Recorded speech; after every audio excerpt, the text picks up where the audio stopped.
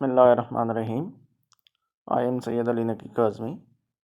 Today's my topic is Jean-Jacques Rousseau's social contract theory. اس سے پہلے ہم نے ہابز اور جان لاک کے سوشل کانٹریکٹ کو ڈسکس کیا ہے. تو یہ بھی اسٹیٹ کے اوریجن کے لحاظ سے ایک تھیوری ہے، سوشل کانٹریکٹ تھیوری، جو 3 فلاسفرز نے پیش کی ہوئی ہے. تو آج کا ہمارا ٹاپک روسو کا سوشل کانٹریکٹ ہے. تو اسے سٹارٹ کرتے ہیں. روسو 1712 میں پیدا ہوئے ہیں جنیوا سوئٹزرلینڈ میں، اور 1778 میں ان کی ڈیتھ ہوئی ہے. اور ان کی ساری فلاسفی جو ہے وہ فرانس کی ہے. اور روسو کے 2 فیمس جو ریٹن ورکس ہیں، the social contract and discourse on انیکویلٹی.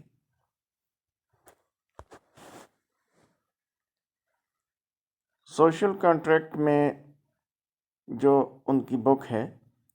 اس میں وہ یہ کہتے ہیں کہ جو لیجیٹیمیٹ اسٹیٹ ہے وہ کانسنٹ آف دا سٹیزن پہ بیس کرنی چاہیے یا بننی چاہیے، لوگوں کی مرضی کی بیس پہ ہونی چاہیے. گورنمنٹ جو ہے وہ ہمیشہ لوگوں کی کانسنٹ پہ بیس کرنی چاہیے، اور وہ جنرل ویل کی بیس پہ بنائی جائے. جو ان کی دوسری بک ہے ڈسکورس آن انیکویلٹی، اس میں انیکویلٹی کے اوریجن کے لحاظ سے اور اس کا جو امپیکٹ ہے ہیومن سوسائٹی پر، اسے انہوں نے ڈسکس کیا ہے. اب جو ان کی بک سوشل کانٹریکٹ ہے، وہ ان کی جو فیمس کوٹ ہے اس سے سٹارٹ ہوتی ہے کہ man is born free and he is everywhere in chains, کہ انسان نیچرلی آزاد پیدا ہوا ہے، لیکن اب جہاں کہیں بھی ہے تو اس پہ ریسٹرکشنز ہیں، پابندیاں ہیں. ظاہر ہے اب لا ہے، اس کو فالو کرنا پڑتا ہے، کسٹم ٹریڈیشنز ہیں انہیں فالو کرنا پڑتا ہے. روسو نے اپنی جو بک 1755 میں جو پبلش ہوئی، ڈسکورس آن اوریجن آف انیکویلٹی، اس میں اسٹیٹ آف نیچر کے حوالے سے بات کی ہے کہ اسٹیٹ آف نیچر کا یہ بھی ایک آپٹیمسٹک ویو پیش کرتے ہیں، جس طرح سے جان لاک نے پیش کیا کہ انسان ایک اچھی زندگی بسر کر رہا تھا، خوش تھا، اور لائف اس کی سالٹری تو تھی لیکن وہ خوش تھا. اگر وہ خوش نہیں تھا تو نہ خوش بھی نہیں تھا. تو اس طرح وہ ایک optimistic view of human nature اور اسٹیٹ آف نیچر پیش کر رہے ہیں. اب روسو نے جو ذکر کیا ہے نیسنٹ سوسائٹیز کا، یا ایمرجنگ سوسائٹیز، یا پرائمری سوسائٹیز جو تھیں، کہ جہاں پہ لوگ اپنی فیملیز کے ساتھ رہنا شروع کیا انہوں نے،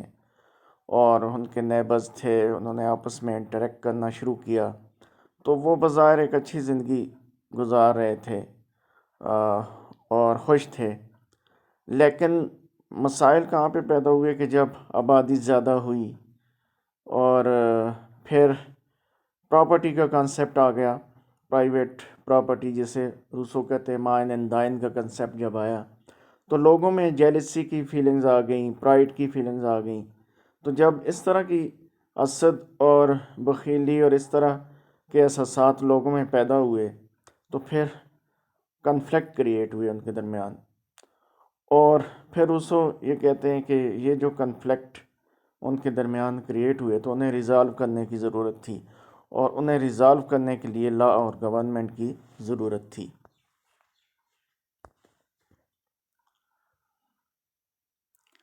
اب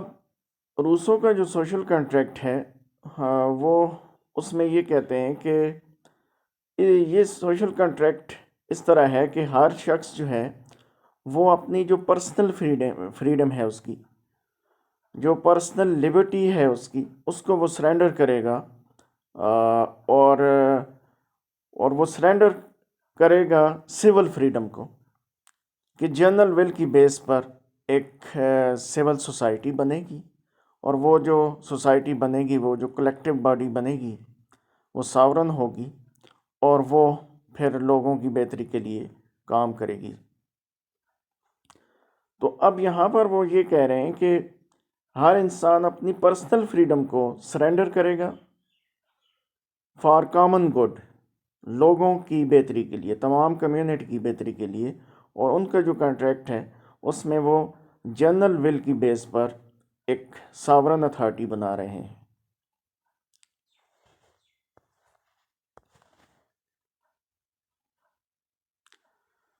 اب روسو کے کنٹریکٹ میں جو تمام ممبرز ہیں وہ ایک کلیکٹیو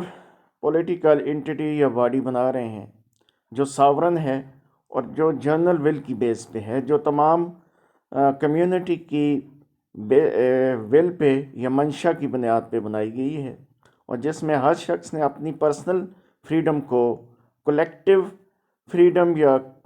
کامن گڈ کے لیے قربان کیا ہے، اور وہ اس کانٹریکٹ کا حصہ بن گیا ہے۔ اب جب وہ کانٹریکٹ ہو گیا اور ہر شخص نے اپنی پرسنل فریڈم جو ہے یا پرسنل لبرٹی جو ہے وہ سرنڈر کر دی ہے for the sake of common good, تو اب اسٹیٹ بن گئی ہے اور وہ شخص اس اسٹیٹ کا سٹیزن بن گیا ہے۔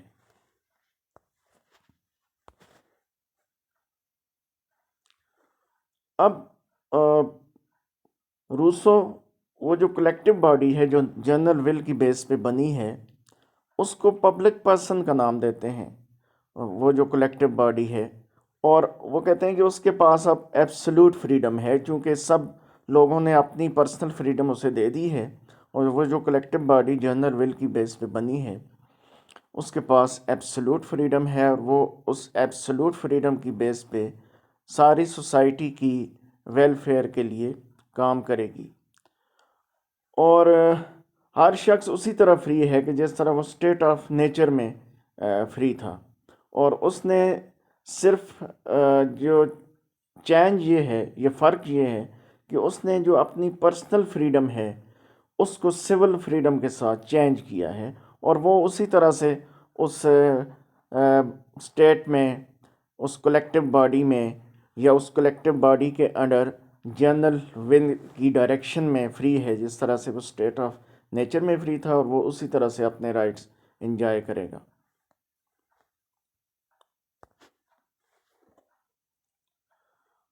اور وہ جو کلیکٹیو باڈی ہے وہ ساورن ہے، اور ساورن ایبسلوٹلی ساورن ہے، اور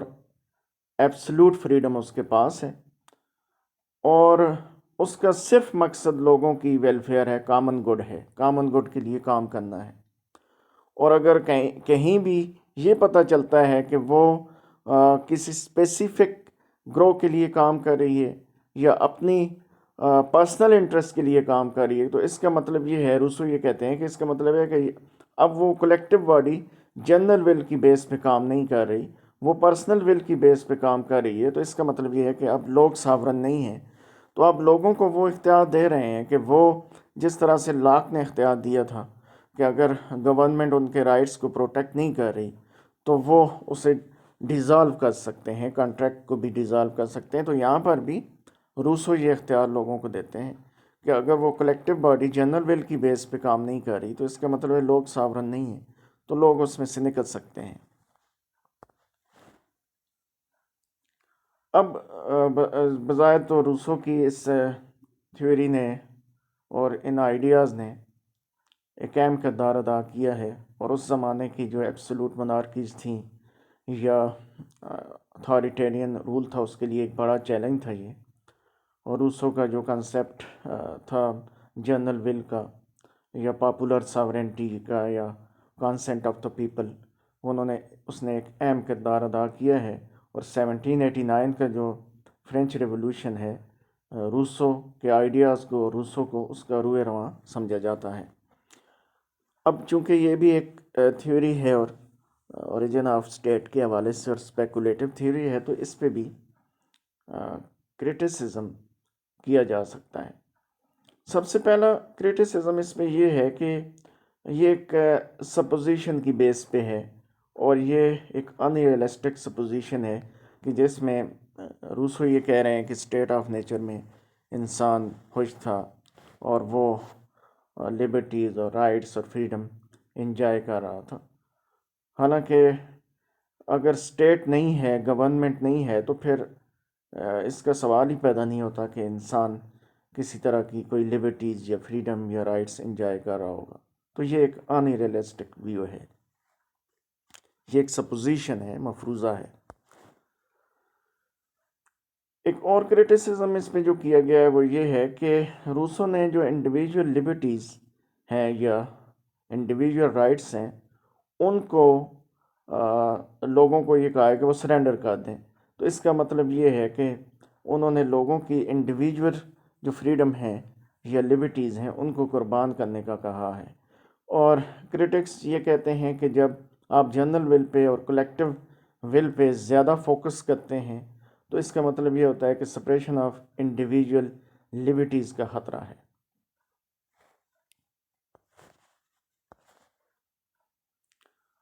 ایک اور جو کرٹیسزم کیا گیا ہے، کرٹکس نے یہ کہا ہے کہ روسو نے ایک آئیڈیلسٹک سوسائٹی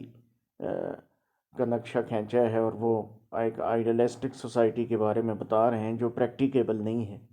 اور انہوں نے موجودہ جو دور ہے اور موجودہ دور کے جو مسائل ہیں ان کے حل کے لیے، اس کے سلوشن کے لیے کوئی طریقہ، کوئی میتھڈ نہیں دیا.